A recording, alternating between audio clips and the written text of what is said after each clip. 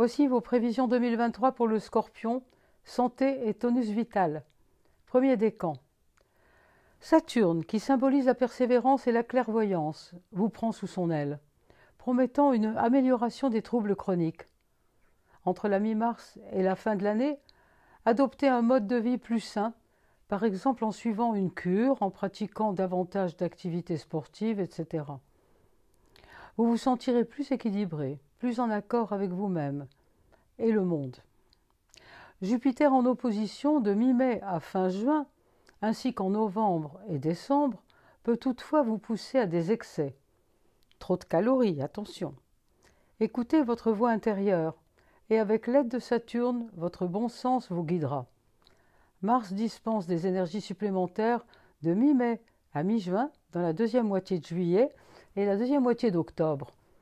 Vous fournissez des prestations brillantes.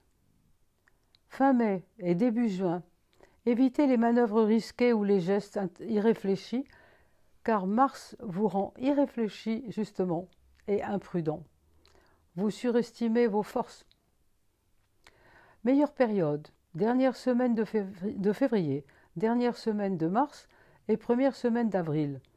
Deuxième moitié de juin, deuxième moitié de juillet, dernière semaine d'août. Deuxième moitié d'octobre et deuxième moitié de décembre.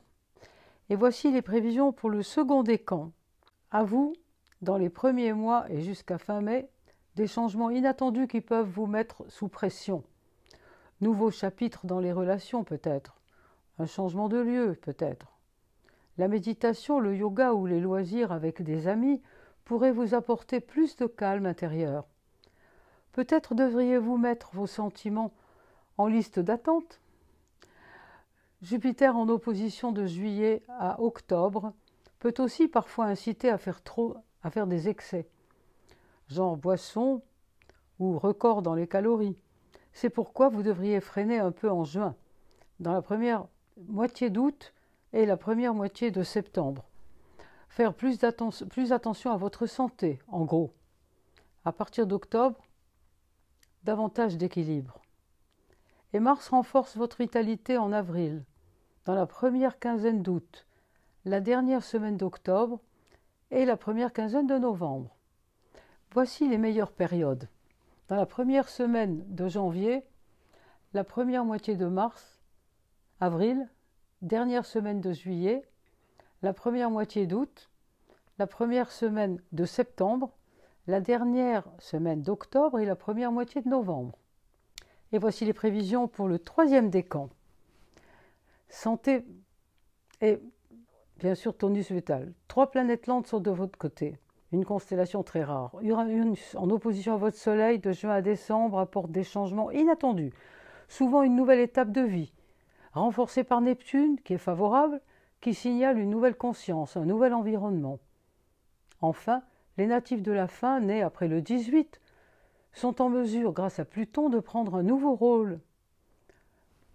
Des thèmes religieux, spirituels ou humanitaires peuvent apporter une plus profonde tranquillité d'esprit, ou encore un changement physique, meilleure santé, guérison, réalisation d'un idéal. Un nouveau look après un régime, par exemple, peut conduire à une véritable renaissance. Mars, la rouge, la planète de l'énergie, est de votre côté en mai, en août et en novembre, et vous stimule à réaliser des exploits, à faire du sport, à suivre une cure réussie, etc. Les premières semaines sont un peu plus difficiles jusqu'à fin février. Saturne freine, peut signaler entre autres des troubles chroniques. Et de la mi-juin à la mi-juillet, il faut ralentir. Éviter les gestes intempestifs. Meilleure période de la mi-mars, du 10 au 20, mais surtout en août, mi-septembre et du 11 au 22 novembre. Voilà, chers amis, j'espère que vous avez goûté mes prévisions de 2023. Et si vous voulez en savoir davantage sur leur auteur, sur moi, sur mon parcours, eh bien voilà, j'ai publié au printemps de cette année les mémoires de Cassandre, les miennes en l'occurrence. Je vous invite à en prendre connaissance pour mieux me connaître, moi et mon parcours, mes rencontres, mes amis. Bonne année à vous!